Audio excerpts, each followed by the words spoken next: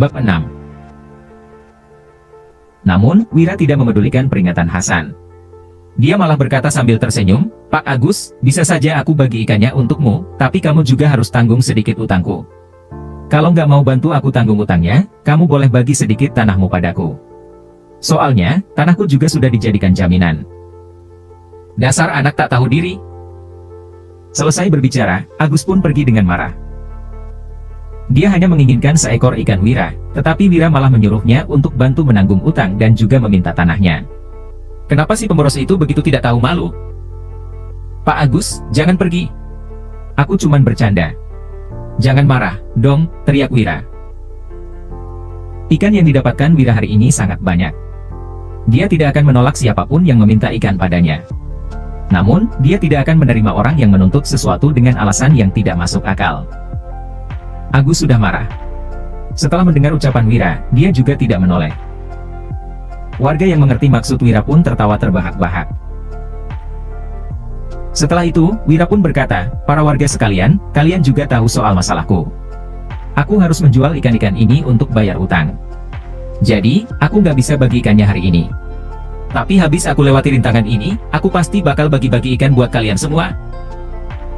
Setelah mendengar ucapan Wira, semua warga pun bubar dengan perasaan gembira. Meskipun mereka juga hidup susah, setidaknya mereka tidak mempunyai utang sebanyak 40.000 gabak. Selain orang yang berhati jahat, mana ada orang yang tega mengambil keuntungan dari Wira pada saat-saat seperti ini. Setelah melihat tindakan Wira, Hasan juga mengangguk pelan. Hubungan sesama warga sangat penting.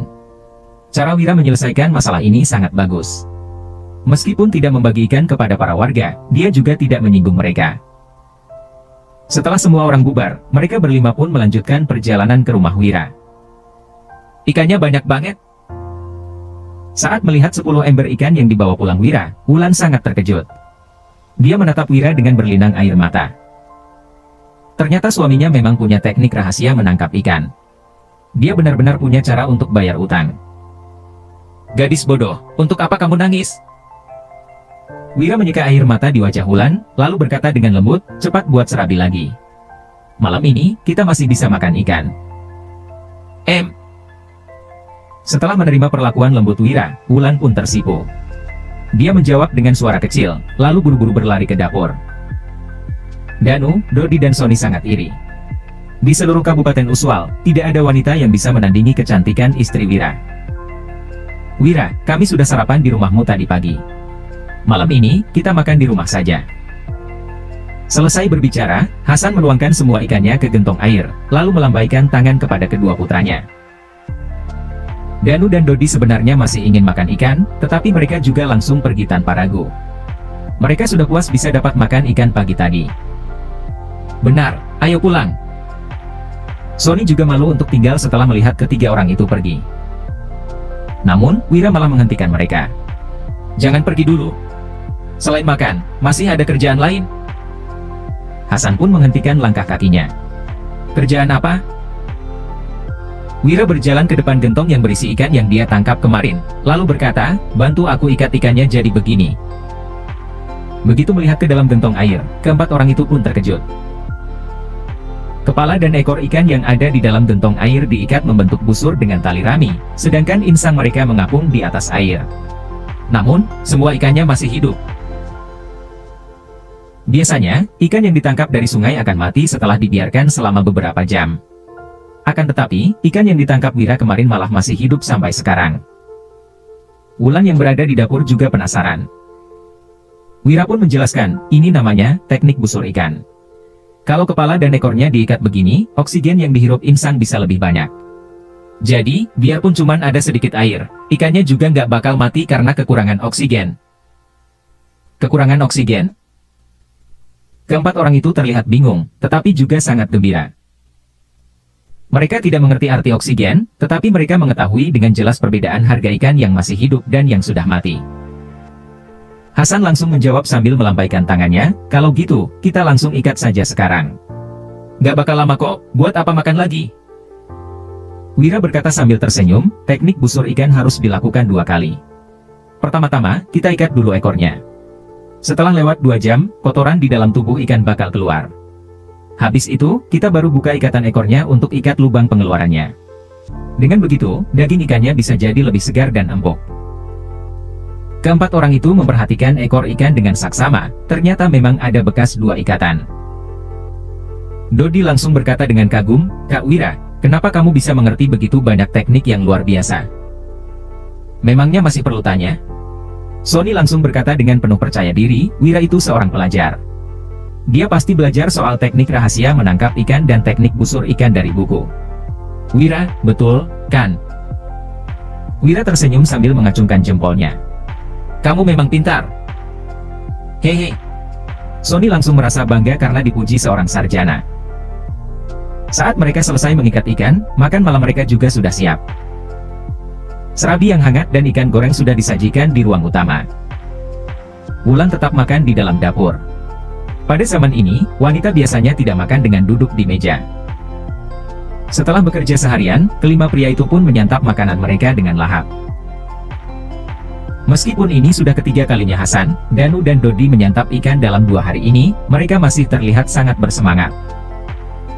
Sony yang sudah ingin makan ikan selama 2 hari juga makan dengan lahap. Namun, dia tiba-tiba menangis. Wira pun buru-buru bertanya, "Sony, kamu kenapa?" "Gak apa-apa, Kak Wira." Dodi berkata dengan terus terang, "Semalam, kami sekeluarga juga makan sambil nangis. Soalnya sudah lama banget kami gak makan daging." Begitu mendengar ucapan Dodi, Hasan langsung memelototinya. Dodi pun buru-buru menunduk dan lanjut memakan ikannya dalam diam. "Aku teringat orang tuaku." Sony menyeka air matanya, lalu lanjut berkata, "Sebelum mereka meninggal, aku tanya mereka pengen makan apa.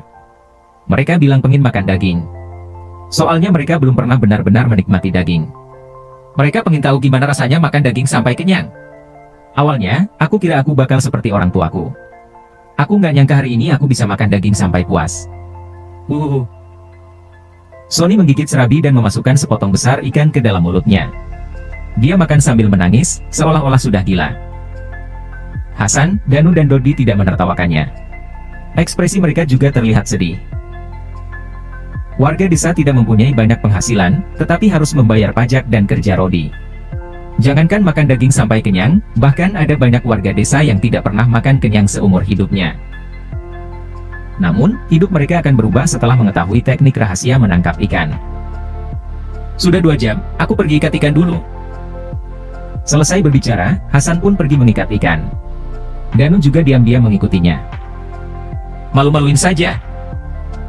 Sony menyeka air matanya sambil membereskan peralatan makan mereka. Dodi juga membantunya. Saat melihat keempat orang yang sedang sibuk itu, Wira merasa sangat sedih. Mereka adalah orang yang paling rajin di era ini, tetapi juga merupakan orang yang paling miskin dan menderita di era ini.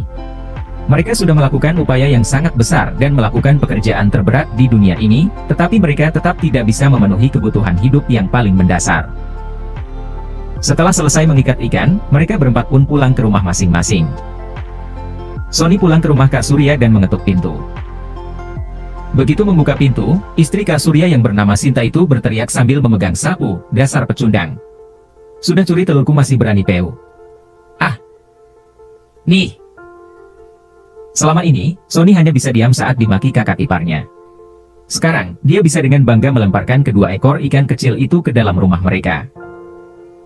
2 ekor ikan hidup yang beratnya masing-masing sekilo itu menggelepar di atas lantai. Sinta buru-buru menangkap kedua ekor ikan itu, lalu sikapnya terhadap Sony juga langsung berubah. "Sony, kenapa malam banget pulangnya? Sudah makan belum? Sini ku buatin serabi." "Gak usah, aku sudah kenyang makan daging." Setelah itu, Sony berjalan dengan lambat ke kandang sapi sambil berkata, "Keluarkan baju dan sepatu baru kakak, besok aku mau ke kota.